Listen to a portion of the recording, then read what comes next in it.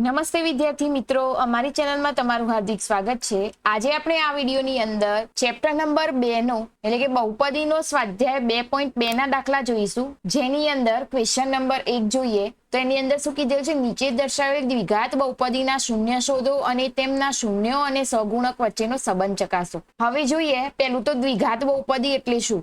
તો દ્વિઘાત બહુપદી એટલે એવી પદી કે જેના ઉપર બે ઘાત હોય, જેનામાંથી બે ઘાત હોય એવા પદવાળી જે સમીકરણ હોય, બરાબર, એને શું કહેવાય? એવી પદીઓને દ્વિપદી કહેવાય। દ્વિપદી એટલે બે ઘાત વાળી બહુપદી, બરાબર, જે આપણે અહીંયા એના દાખલા જોઈશું। હવે આ દાખલા આપણે ધોરણ 9 ની અંદર પણ તમે શીખેલા છો અને એની અંદર શું શોધવાનું કે જે શૂન્યો અને એના સહગુણક વચ્ચેનો સંબંધ ચકાસો, બરાબર। તો આપણે શરૂઆત કરીએ દાખલાની એ પહેલા જો ચેનલ પર નવા હોય તો ચેનલને લાઇક, શેર અને સબસ્ક્રાઇબ કરી દેજો, જેથી આવનારા દરેક વિડીયોની નોટિફિકેશન તમને મળતી રહે। આપણે એકદમ ઈઝી રીતે શીખીશું આ દાખલા, કઈ રીતે ગણવાના, ના આવડતા હોય તો ધ્યાન આપજો। અહીંયા શું કીધેલું છે? x² - 2x - 8। હવે અહીંયા આપણે કરવાનું શું છે? તો શૂન્ય લાવવાના છે। એના કઈ રીતે લાવશો? તો પહેલા શું કરવાનું, આપણને જે સમીકરણની અંદર જે આ ત્રણ પદ આપેલા છે એમાંથી પહેલું, અહીંયા કઈ ના હોય તો એક ગણવાનું, પહેલું અને છેલ્લા પદની સંખ્યા જોવાની, બરાબર। તો અહીંયા કેટલી સંખ્યા આપેલી છે? 1 અને અહીંયા આપેલું છે 8। હવે શું કરીશું? આપણે આ બંનેનો ગુણાકાર કરવાનો, બરાબર। ગુણાકાર કરીએ એટલે શું થાય? 8 × 8 થશે।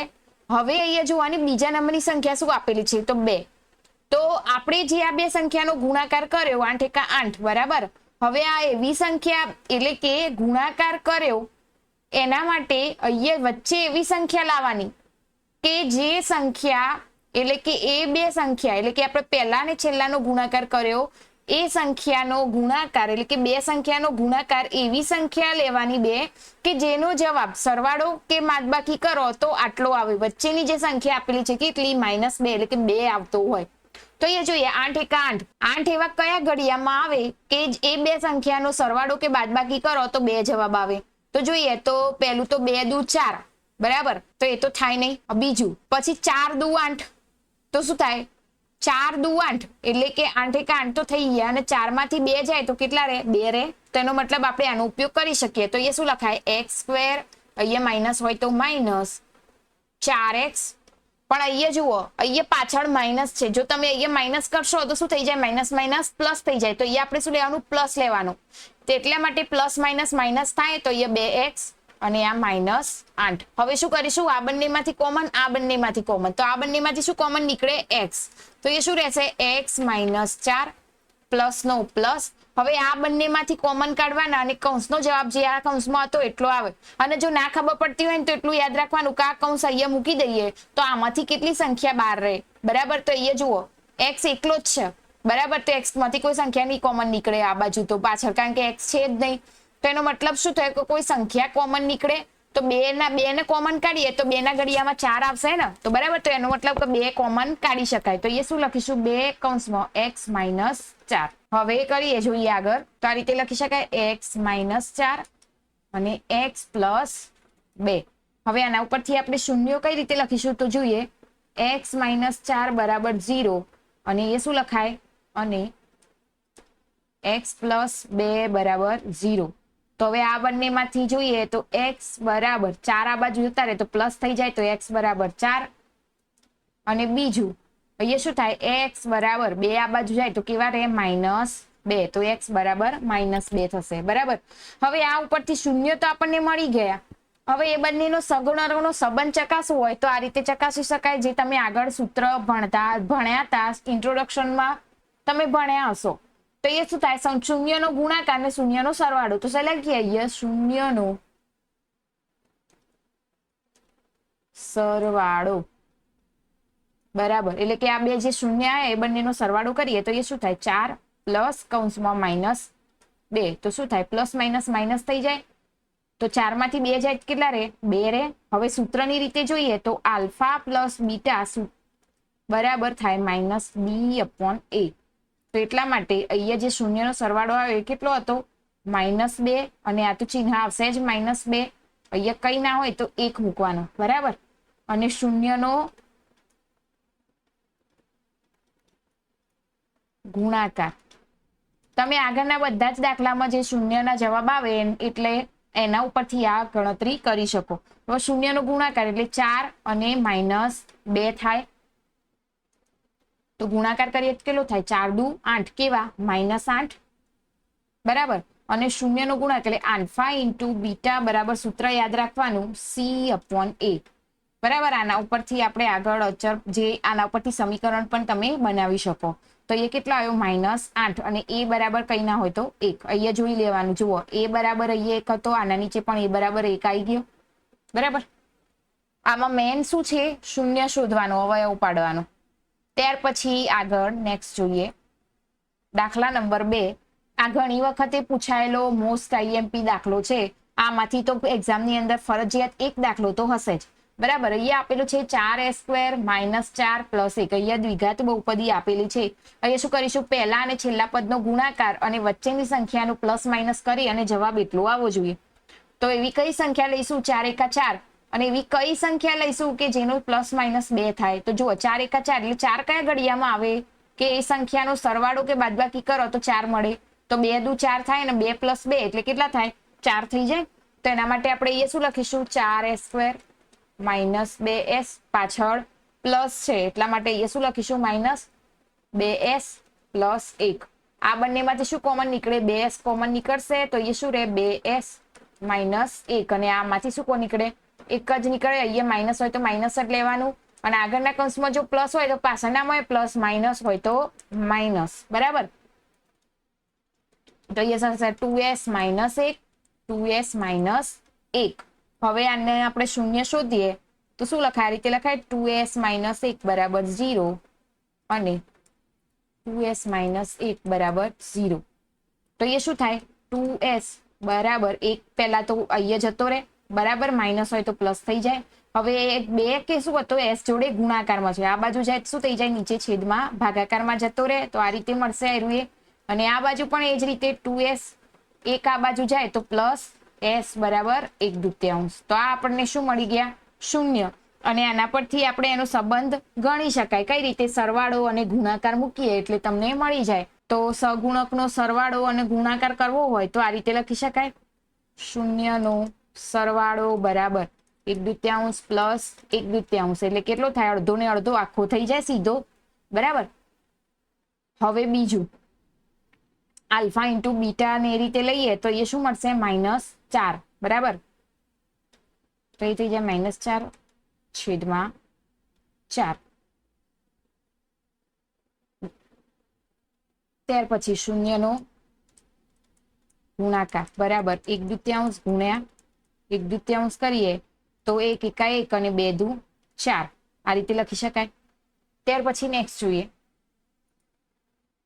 ચલો અહીંયા પહેલા તો જુઓ દ્વિઘાત બહુપદી પહેલા એ જોવી જરૂરી છે કે પહેલા 2 ઘાત વાળો, પછી 1 ઘાત અને પછી અચળ પદ આવે.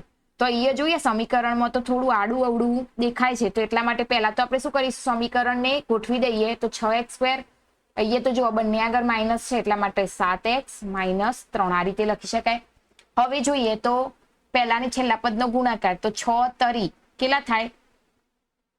18. 18 ને એવા અવયવ પાડવાના કે જેનો જવાબ 7 મળતો હોય. એટલે 18 એવા કયા ઘડિયામાં આવે? તો 9 દુ 18 અને 9 માંથી 2 જાય તો કેટલા રહે? 7 રહે.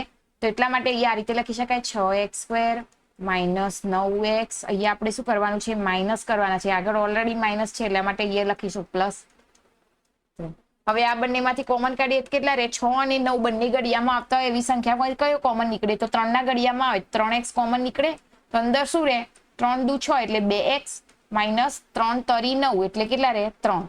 અહીંયાથી તો જો આ જ અહીંયા જે આપણે કોમન કાઢી એ જ સંખ્યા અહીંયા છે. તો એનો મતલબ અહીંયા કોમન શું નીકળે? એક જ નીકળે, કારણ કે આમાંથી કઈ કોમન નીકળે એવું છે નહીં બરાબર. તો અહીંયા આ રીતે લખી શકાય 2x - 3 અને 3x + 1. હવે શૂન્ય શોધી દઈએ આના.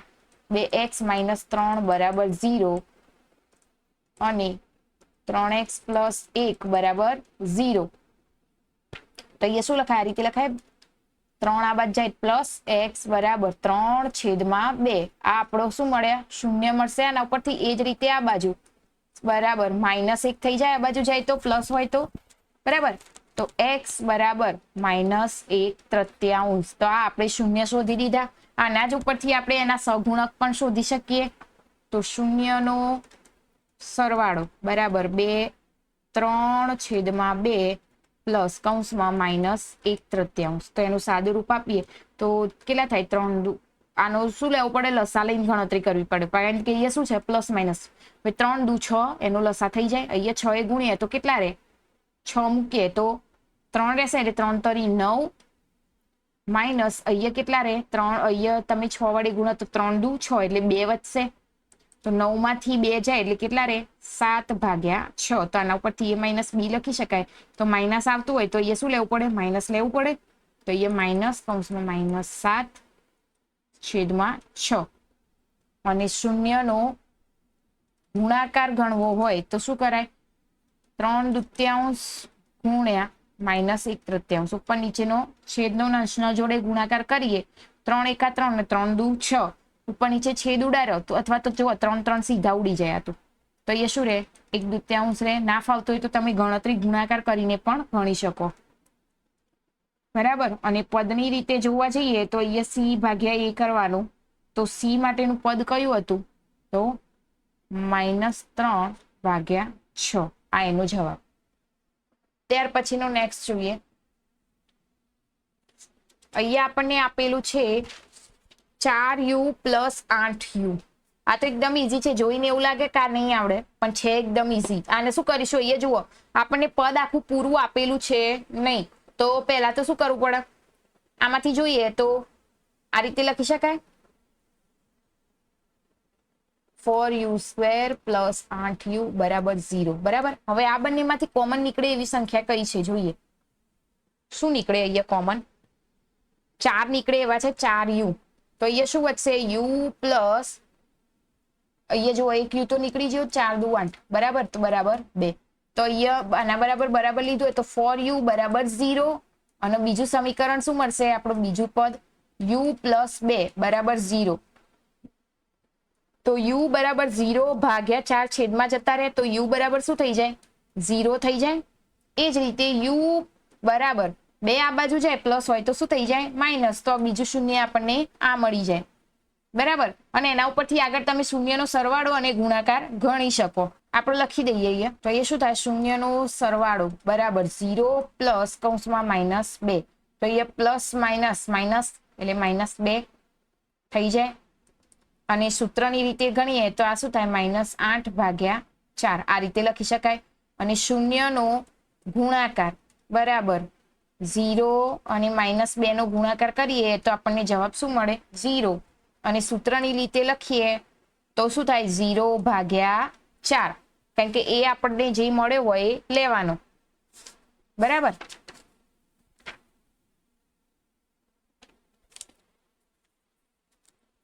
ત્યાર પછી નેક્સ્ટ જોઈએ t² - 15. આ બી ઘણી વખતે દાખલો પૂછાઈ ચૂકેલો છે એક્ઝામની અંદર, ખાસ ધ્યાન આપજો. હવે અહીંયા શું કરીશું? બંને બાજુ વર્ગ કરી દઈએ તો t² માઇનસ, હવે આનો વર્ગ 15 નો વર્ગ ના નીકળે તો આપણે શું કરીએ? વર્ગમૂળમાં 15 આ રીતે લખી શકાય.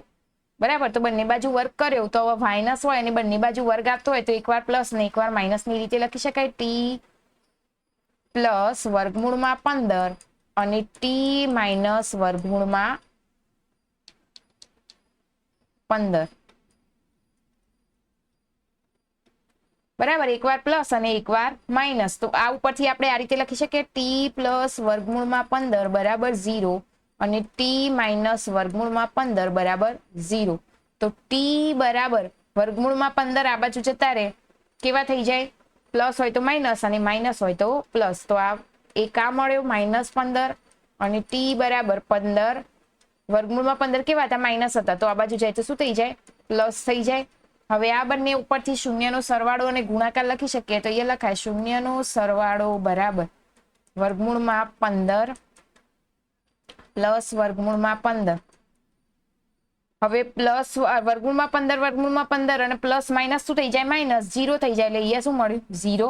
તો આપણે સૂત્રની લેખ લખવું હોય તો અહીંયા -1 આ રીતે લખી શકાય. અને એ જ રીતે શૂન્યનો ગુણાકાર કરવો હોય તો માઇનસ વર્ગમૂળમાં 15 ગુણ્યા માઇનસ પ્લસ વર્ગમૂળમાં 15 શું થઈ જાય? વર્ગમૂળમાં 2 વખત ગુણાકાર હોય એના વર્ગમૂળમાં હોય તો વર્ગમૂળ નીકળી જાય તો એ શું થઈ જાય? 15 થઈ જાય. અને સૂત્રની રીતે લખીએ તો શું થાય? -15 ભાગ્યા 1 આ આપણો જવાબ. ત્યાર પછી આગળ જોઈએ નેક્સ્ટ. ચલો અહીંયા શું આપેલું છે? 3x² - x - 4 આપણે અહીંયા દ્વિઘાત બહુપદી આપેલી છે. પહેલાની છેલ્લી સંખ્યાનો ગુણાકાર કરીએ તો 3 ચોક 12. હવે 12 ના એવા અવયવ પાડવાના કે જેનો સરવાળો ગુણાકાર કરીએ, જેનો સરવાળો કે બાદબાકી કેટલી મળતી હોય? 1. તો અહીંયા જોઈએ તો આની અંદર જવાબ છે 4 તરી 12. 4 માંથી 3 જાય તો કેટલા રહે?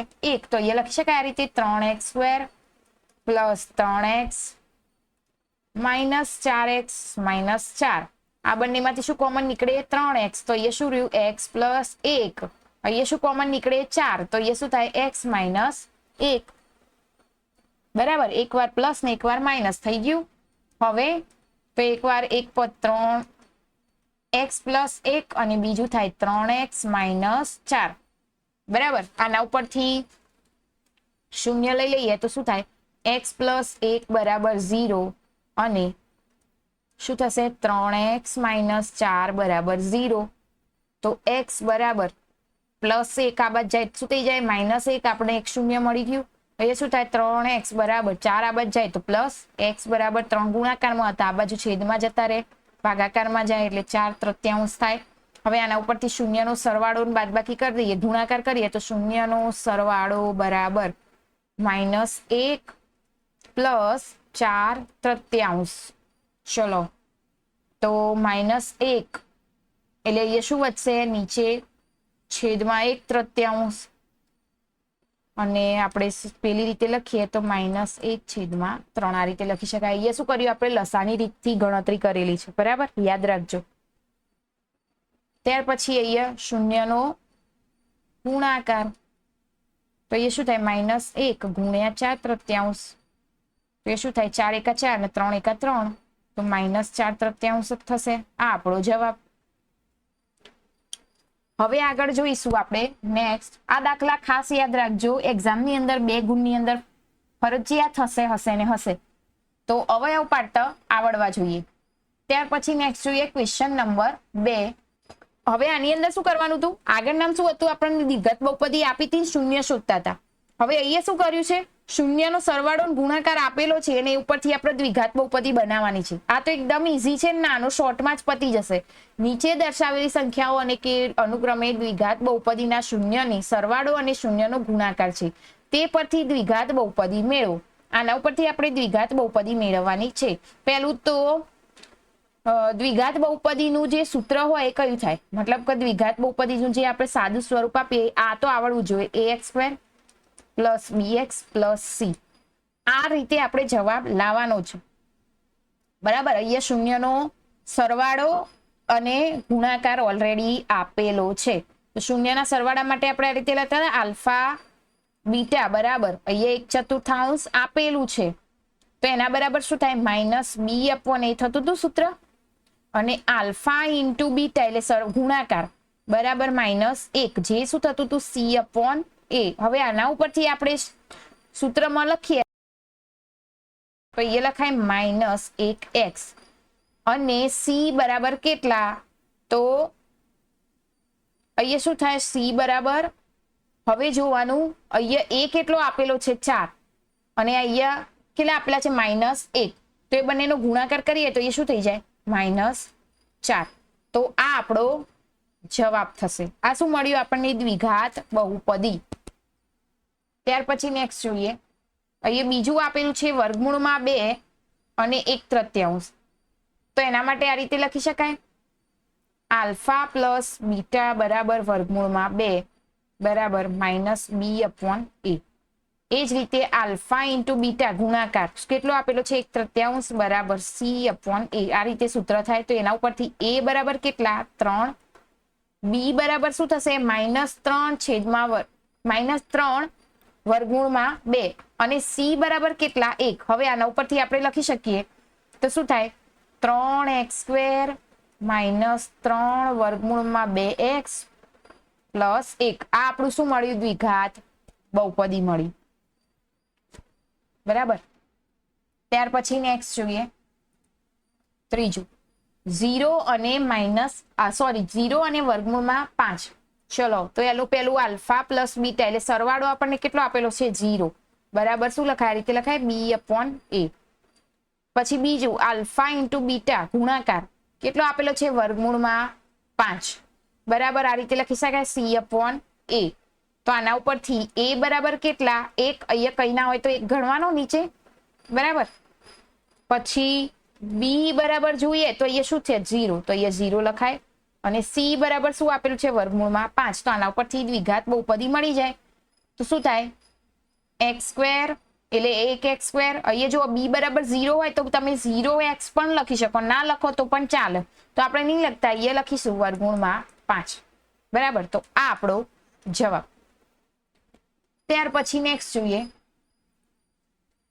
1 અને 1 તો જુઓ આલ્ફા પ્લસ બીટા સરવાળો 1 આપેલો છે જે બરાબર -b/ શું કહેવાય a અને ગુણાકાર પણ કેટલો આપેલો છે 1 તો એ બરાબર c/1 બરાબર. તો એ શું થાય a બરાબર તો 1 જ થાય જુઓ અહીંયા કઈ ના હોય તો 1 1 લખાય તો a બરાબર 1 b બરાબર કેટલા તો -1 અને c બરાબર પણ 1 તો આ રીતે લખી શકાય x² અહીંયા તમારે ના ફાવતું હોય તો 1x² -1x + 1 આ આપણી દ્વિઘાત બહુપદી કહેવાશે.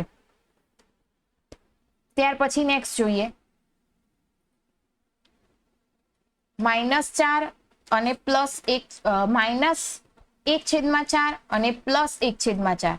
ચલો તો અહીંયા શું લખીશું પેલું તો આલ્ફા પ્લસ બીટા સરવાળો કેટલો આપેલો છે -1/4 તો એનો મતલબ અહીંયા આ રીતે b/a આટલા થાય અને આલ્ફા ઇન્ટુ બીટા ગુણાકાર કેટલો આપેલો છે 1/4 જે c/a કહેવાય બરાબર. તો આના ઉપરથી આપણે લખી શકીએ a બરાબર કેટલા 4 b બરાબર કેટલા b બરાબર 1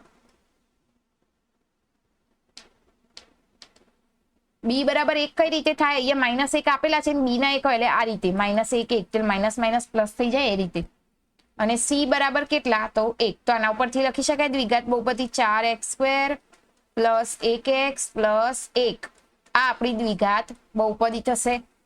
ત્યાર પછી નેક્સ્ટ જોઈએ 4 અને 1 ચલો તો એના માટે આલ્ફા પ્લસ બીટા સરવાળો કેટલો આપેલો છે 4 તેના માટે આ રીતે લખી શકાય b/a અને આલ્ફા ઇન્ટુ બીટા ગુણાકાર 1 આપેલો છે જે c/a ગણાય નીચે કઈ ના શું કરવાનું 1 1 મૂકવાના. હવે જુઓ a બરાબર કેટલા 1 b બરાબર શું થાય -4 અને c બરાબર શું થઈ જાય 1 તો આના ઉપરથી લખી શકાય શું લખાશે x² ના ખબર પડતી હોય તો 1x² -4x + 1 આ આપણી બહુપદી દ્વિઘાત બહુપદી તૈયાર બરાબર. તો આ રીતે આ દાખલા શોર્ટમાં આ રીતે ગણતરી કરી શકાય. તો અહીંયા આપણો આ સ્વાધ્યાય પૂરો. હવે આપણે આગળના નવા વિડીયોમાં નવા સ્વાધ્યાય સાથે મળીશું. ત્યાં સુધી જો ચેનલ પર નવા હોય તો ચેનલને લાઇક શેર અને સબસ્ક્રાઇબ કરી દેજો જેથી આવનારા દરેક વિડીયોની તમને નોટિફિકેશન મળતી રહે.